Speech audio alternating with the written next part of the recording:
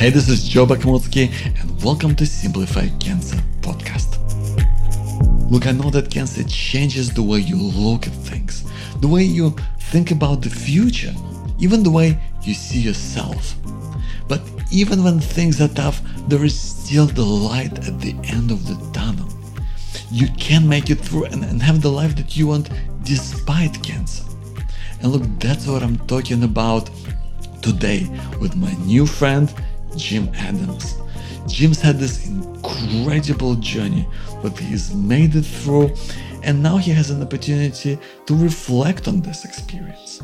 And it's fantastic because he now has the life that he wants, where he is able to help out so many others and spread the message of hope to those of us who are dealing with cancer.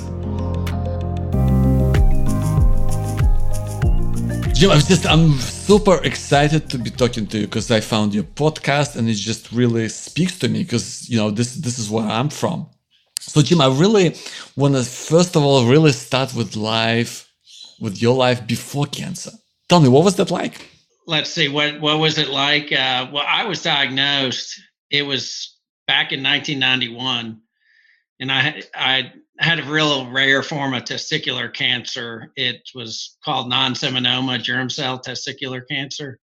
So I didn't have, it wasn't in my testes. It was actually a tumor growing from the back of my abdomen. Wow. The way it's been explained to me is when you're in the first trimester, there's what's called a germ cell that travels down your spine and one deposits in each testy.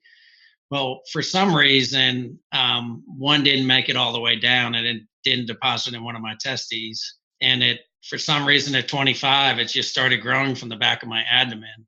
So unlike a lot of other people who, are not feeling sick, I ended up losing weight. I got misdiagnosed a number of times. I had one doctor tell me that he thought I had chlamydia and I needed to share it with my girlfriend at the time, which was crazy because I didn't have chlamydia. And at one point I could actually feel the tumor in my abdomen. I could actually push into my stomach and I could feel there's something in there, something's not right. So went into the emergency room and then, they started doing testing and checked me in, and they did test after test after test, biopsies, they did colonoscopy, they did, down your throat. I forget what that's called.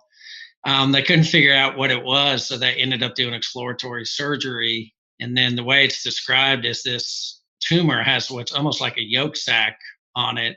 So once they opened me up, they were able to figure out that it was germ cell. The funny thing is the doctor came walking in and he said, we could have done a pregnancy test because my kind of cancer, it'll be positive on a pregnancy test. So he said, if we had just given you a pregnancy test, we wouldn't have had to have exploratory surgery. So they stapled me up and started me on chemotherapy right away because at the time I had complete intestinal blockage too. So nothing was coming out. So they started me on chemotherapy and I had, I think it was 5 rounds of chemo. And they always told me there would be, it would be chemotherapy. And then at the end, there would be another surgery. So I had 5 rounds of chemotherapy. And then at the end, I had another surgery, which, even to this day, I on occasion go see that doctor. He's only done 1 or 2, like what he did with me. The surgery started at it's like 6:30 in the morning and didn't finish till 7 o'clock at night. They said the doctor looked worse than I did. Wow, that's rough, Jim. Yeah, that was crazy. So it was pretty rough beginning, in the sense of when you're, with chemotherapy, it makes you feel like crap, So, and having had an abdominal surgery and throwing up was no easy task. It was a painful task, So at that point, we had the surgery. And the surgery was, I think there were 8 or 9 doctors in there when I had it because the tumors, it was bilobal. So there were 2 tumors the size of melons, and they were wrapped around my aorta sitting on one of the kidneys. So I was at risk for losing a kidney. So I had to have a kidney specialist. I had to have a heart doctor. I still remember going in there and seeing all these doctors. Of course, they had me on happy juice. I'm sure you've had that happy juice or whatever that medication. You're not so nervous, but so with the surgery, they were able to remove the tumor, and it was really successful. That surgery was probably more successful than the exploratory. They were able to get the whole tumor. When they dissected the tumor, though, they did find some more active cancer. So at that point, the doctors in Atlanta wanted me to have another round of chemo. But at that time, I was having severe numbness in my hands and feet, and potentially another round would have put me in a wheelchair. So we found that there's, for most types of cancer, and especially for testicular, there's doctors who do research. And we found the foremost doctor in Indianapolis. So we drove to him or meet with him, and he shared not to have any more chemo. I'm so toxic as it is that that I didn't need it, and that's how it ended back then. Then it was just a waiting game. It was, and I'm sure you went through it too.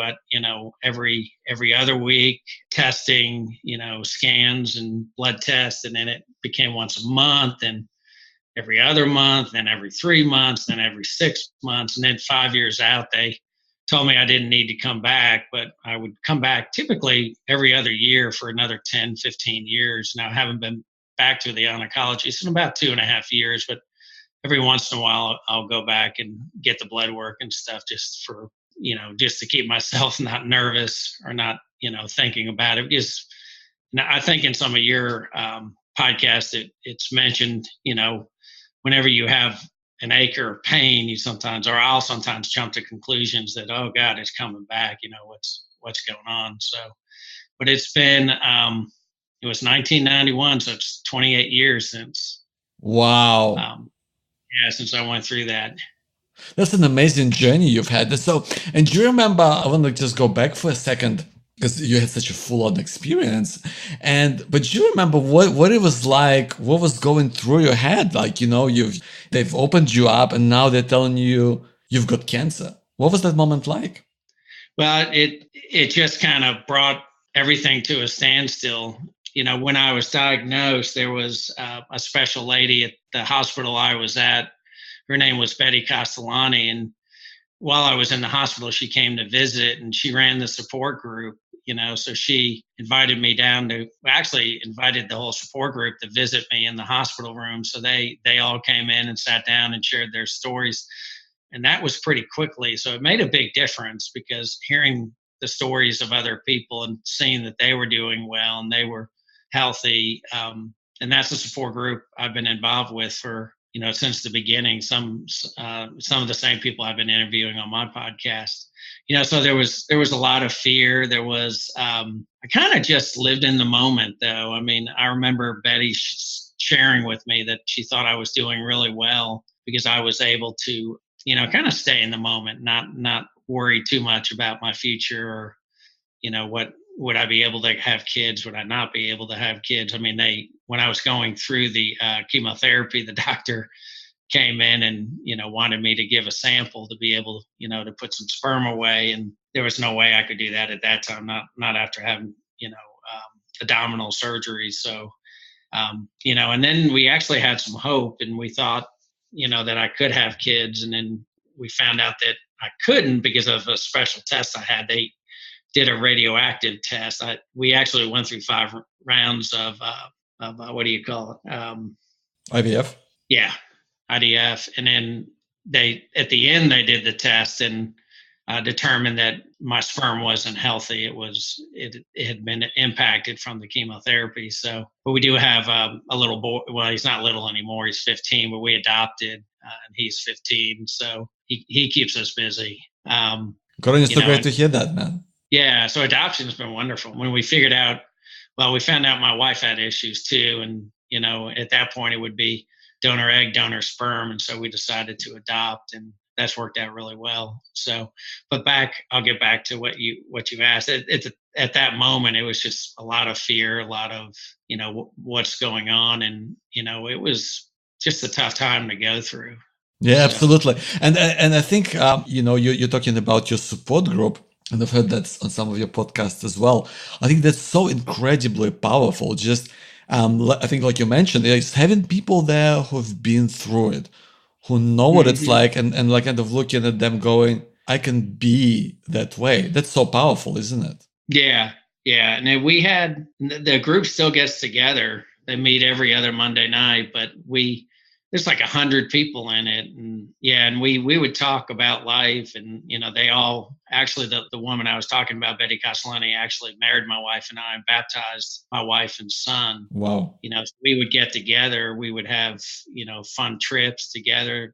We would probably get together 4 or 5 times a year, for special events, Christmas parties or traveling or trips, things like that. So the support group made a big difference, but it was about living and enjoying life and not fearing what's coming, or looking back in the past. It was a lot of help around those things, kind of that being in the moment, not trying to think about what the future would bring. And now being out of it so many years, it's now being self-employed, I get my own health insurance and those kinds of things, which in the US is kind of crazy these days. But I've been self-employed since 2002, so it's worked Wow. out pretty well. And that was one of my fears at first, was would I ever be able to work on my own, having gone through cancer.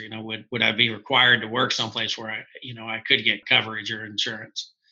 Went off on a tangent a little bit. No, no, that's great. And that's so interesting. So I'm really happy to hear that you had such an amazing support through the support group, like people Yep. that you met face to face. So what was it like, with your family, with your friends, with people in your life? Did they support you? And I guess, did they support you in the way that you wanted to be supported? Yeah, they did. My dad, I probably had to tell him to slow down a little bit. I probably, for the first 20 days, I was in the hospital for probably around 20 days, and he was there with me every day. There was times I'd have to say, leave me alone or don't ask me questions.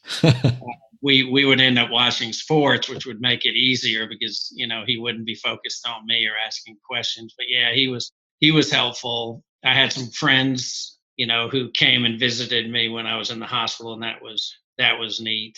A lot of times they would come. The doctor who did the surgeries, that last surgery, was quite young at the time, so he'd be sitting in the room, and they wouldn't even know he's the doctor, because he'd be sitting in there with a polo, and he's be hanging out. And so yeah, I had a lot of support. And with losing my hair and everything else, it was there were aspects where I didn't run into a whole lot of issues with friends would avoid me, but I would get together and go out with friends from different times. I even had some weird things when I was bald. I remember a woman putting her hand up over my head when it was bald, saying, wanting to feel it and stuff. And even had some funny humor. I remember one time, because I have a lot of hair. You probably can't tell, but I've got a lot of hair on my body, and I was sitting getting my chemotherapy, and I said, oh, I'll never get bald. And I'm sitting there bald as, it's anything, and started laughing.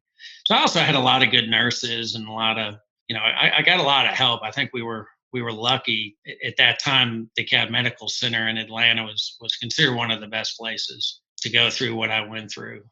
So my family gave me a lot of support. My friends gave me a fair amount of support. And actually at the time I was working on my master's degree, so I had to cancel all my classes, and they were really supportive too. And then I was able to just pick them all back up the next semester and finish my studies. So it was kind of like the worst of times and the best of times in some ways, because it did change my whole focus. That it's not all about money, and it's not all about things. It really is about relationships and being with people and being in these kind of support groups. Yeah, So exactly. Good on you, Jim. And I love how you said that you were like, being in the moment and, it's just, not thinking about the future too much. So is that something you had to work on, or did that kind of come naturally to you? I think with Betty, who ran the support group, she worked with me a lot. She came back every day, and she'd have me kind of read specific books, and talk a lot. And because I'm a little bit of an introvert, so she worked on that day in and day out. I think being in the moment has always been easier for me than some people. I mean, I was okay with sitting there watching movies or watching, old shows like Gilligan's Island or whatever it might be. So I was able to do that, and but then her being there and helping me through it, I think it made a big difference. And then the other people in the support group. So I constantly had people. I actually had to tell people to give me a break. The nurses suggested putting something on the door, to let people know, hey, I need a break for 2 or 3 hours just to be left alone, so I could rest. And the other thing, I wasn't always a good patient. They would tell me not to get out of bed, and sure, I didn't want someone coming in to help me use the restroom. So somehow they must have known I'd get out of bed because I'd be in the restroom, and sure enough, the nurse would show up. What are you doing? Um, but yeah, they told me that I wouldn't be walking that quickly, but I think within they had me up and walking after both surgeries the next day, and then they said I'd be lucky to be walking a half a mile within a couple of weeks, and I think within 3 or 4 days I was walking a half a mile, kind of going in circles around the floor, because just trying to stay busy and trying to get out of there as quickly as I could, because I think getting out of the hospital was key. And then the chemotherapy was tough.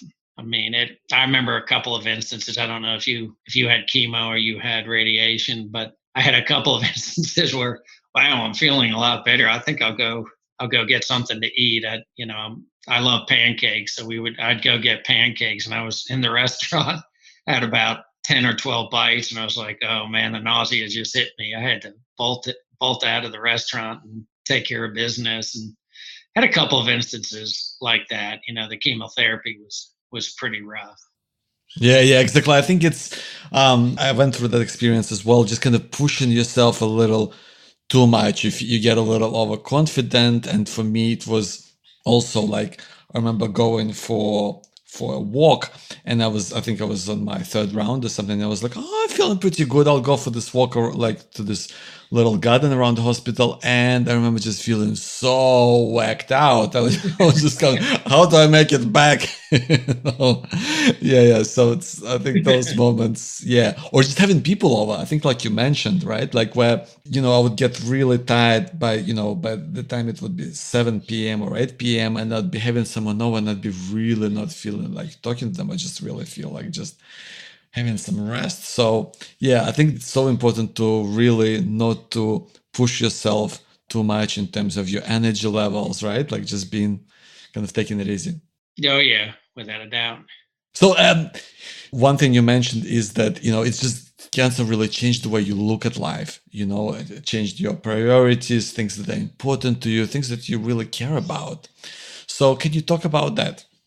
Yeah, I mean, it at the time I was, I guess, real focused on making more money and working, almost working too much, and it changed me in the sense that you realize that relationships are more important, time with others, and I've actually over the last since I've gone to work for myself, I typically will work like 6 months and then in a contract, and I'll take some time off and work less. And, so finding time for family, for friends, going on vacations, even if it's just going to the beach or up to the mountains, just trying to really slow down and not be in a rush and not always be thinking about what's going to happen in the future, or if I'll get sick in the future, just kind of living for the moment, but realizing, how precious those moments are, so just trying to make better decisions, make better choices,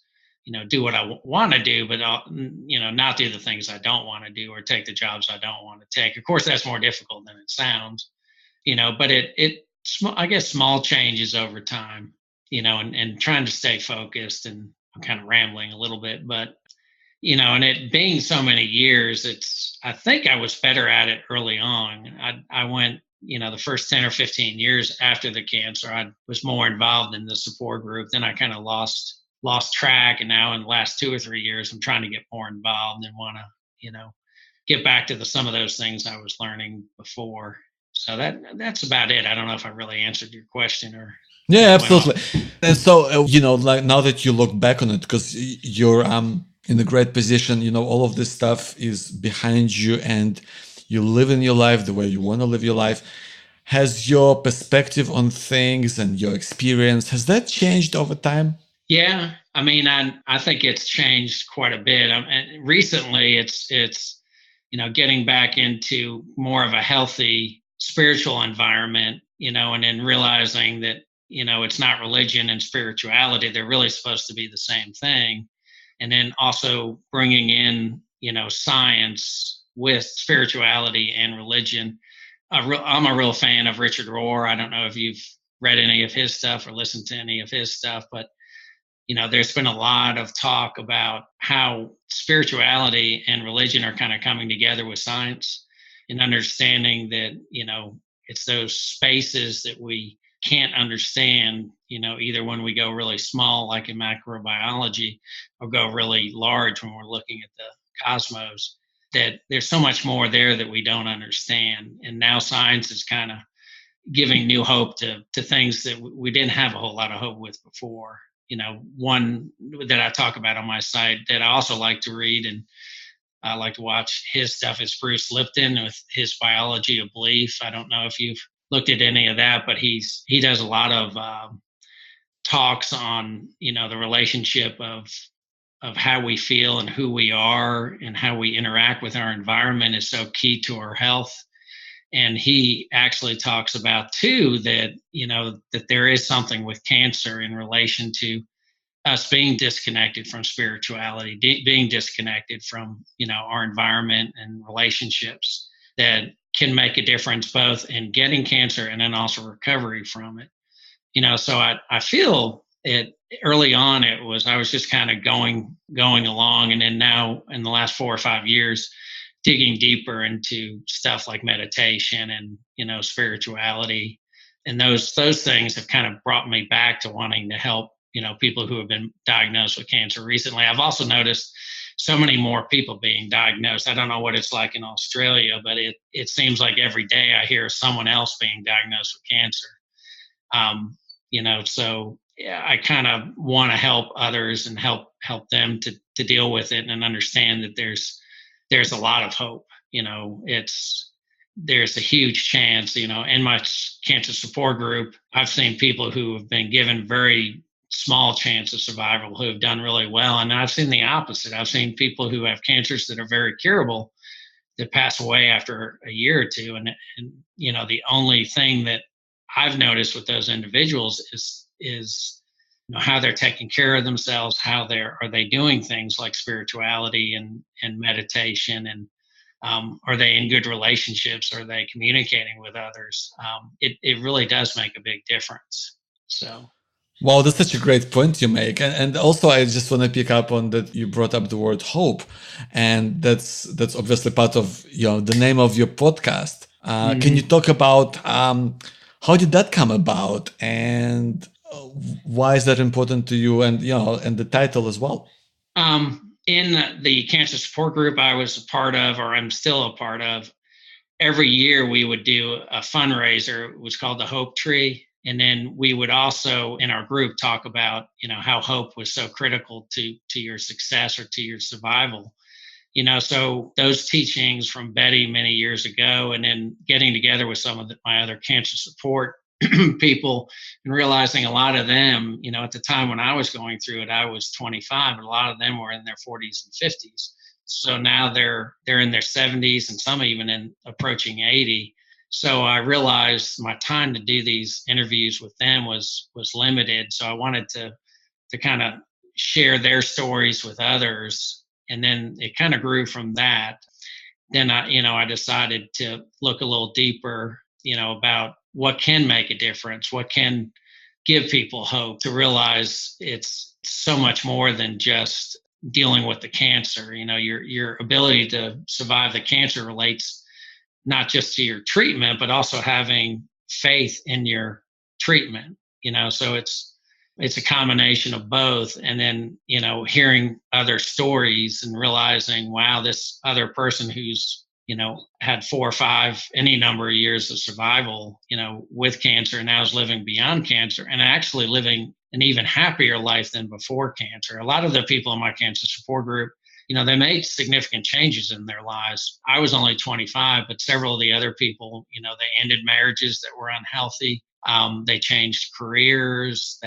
One family who became real close to another family in the cancer support group. Well, the father actually passed away, and this other family actually adopted his children. They became adoptive grandparents, kind of more entitled and by law, but they've been involved with the little girl who's not a little girl anymore. She's in her mid-20s. That's the other thing that's amazing is I remember people bringing their kids to these cancer support meetings, and and the kids were 3, 4, 5 years old, and now hearing the stories that, wow, one Bobby is actually in Germany, 28, and it's just kind of amazing that what we've gone through. And I feel like if there were support groups like that everywhere, the survival rate of cancer would be going through the roof. And and then also kind of I want to find a way to wake people up at a younger age too. There's I think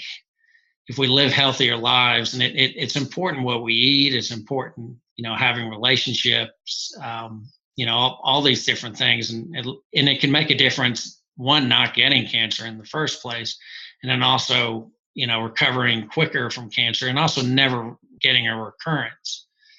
So that's where the finding hope. It's just if you have hope, then I feel like things can grow out of that hope. And it can get you up in the morning and keep you from getting down and in, depressed or in the blues. Yeah, that's fantastic, Jim. I think that's really powerful. Talking about finding hope and believing in your treatment and your specialist, your medical team, but also finding the right support, whether that's the support from a support group, whether that's in person or online, or maybe that's also just connecting with the people already in your life and also making changes, because I'm so with you that sometimes we just need to make changes and things take on a different significance. And I love how you said that really sometimes as you move on kind of beyond cancer, that sometimes you look at life and it's kind of better than it ever was, right? Mm-hmm. Yep. And that's such a key thing to really move along with your life and to see people like that and to hear those stories. That's what it's about, connecting that up and thinking, yeah, I want to be like that. I can make it through, right? Mm-hmm. Yep, exactly. Well, Jim, thanks so much for your time and for your perspective. I've really loved hearing you, and I'm looking forward to more of your podcast, and I hope that there's going to be so many more people tuning in and listening to Finding Hope. Well, thank you, Joe. I appreciate it.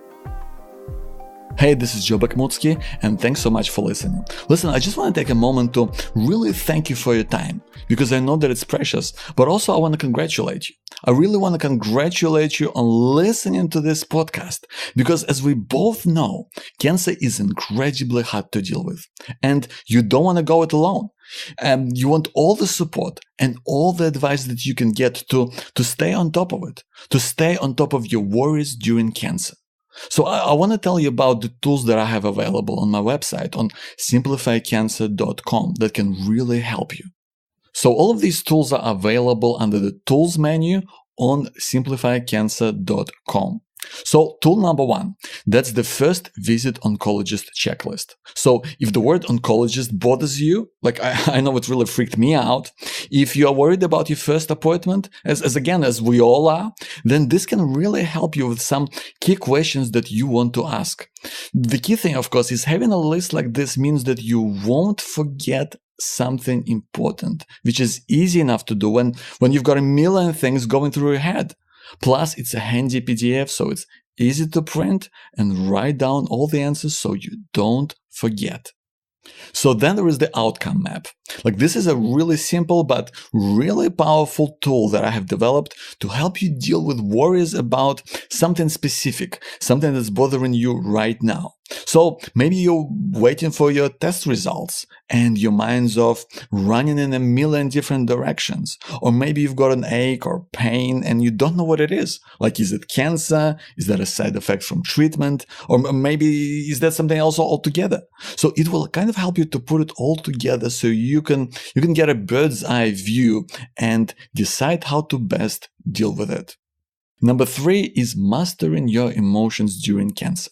Now, this is a walk through all the stages that you go through as a patient and as a caregiver, through anger and through guilt and fear, and how you can address your needs, your emotional needs, on every level during cancer. Like, it came about after many discussions that I had with my friend and my colleague. Her name is Jill. Her husband had prostate cancer, so she has this kind of caregiver's perspective, and we both talked about how there are so many times when you go through cancer when you kind of just feel alone and you're struggling. You're on this roller coaster of emotions, and it's kind of full on and it's hard to deal with. So there's an audio version that comes along with it, and there's a link to download the MP3 if that's what you want, or you can just listen to it online and and just listen along with the PDF. So another one is Testicular Cancer Support Kit. This has a one-page summary of what the testicular cancer journey looks like that you can check out for yourself or share with your family or friends. Like, it's got a helicopter view of all the symptoms and treatments and who's involved and what happens when, and it's really great. One kind of page view of what happens during testicular cancer. Plus, the kit also includes ready-to-go email templates for your family, friends, and your workmates, so you can kind of share what's happened. Maybe you want to break the news on cancer, and you don't want to think about and rack your brain on what to write. So you can just copy and paste. You can tweak it a little bit so to suit your personality, and you're good to go. And I've also done the same thing for prostate cancer. So check out the Prostate Cancer Support Kit. Again, it's showing all the treatment options and stages on one page, so you can walk someone through it like someone from your family or a friend. And they know what to expect and how it all happens. And of course, when you sign up for any of my tools that we just talked about, you'll also get an email from me when there's a new episode that's kind of relevant to you right now, and other news from the world of Simplified Cancer. And listen, I'm going to keep on asking you about how I'm doing here.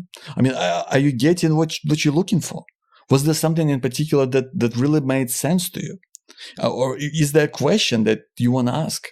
Or maybe there's just something that you want to get off your chest, like, please, I need to know. Just reply to any of my emails or send me an email right now. My email is joe@simplifycancer.com. So that's JOE@simplifycancer.com, and send me an email whenever you've got anything on your mind. So again, I want to thank you for listening. Till next time.